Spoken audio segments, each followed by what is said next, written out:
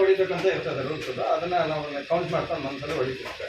ಹೊಡೆದಾದ್ಮೇಲೆ ಏನು ಮಾಡ್ತೀವಿ, ಗಲೀಜೆಲ್ಲ ಈ ಲೆವೆಲ್ಗೆ 101% ಕ್ಲಿಯರ್ ಆಗಿರುತ್ತೆ.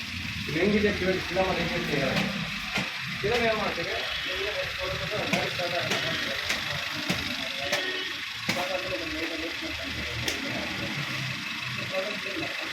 ಆಮೇಲೆ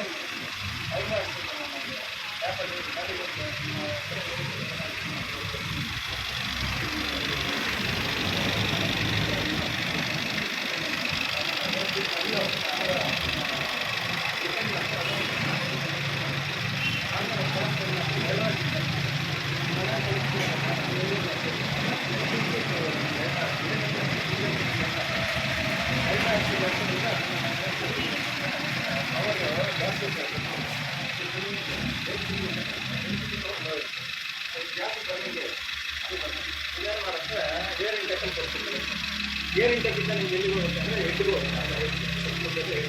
ಅದರಲ್ಲಿ ಇದೇ ಬರೋದು.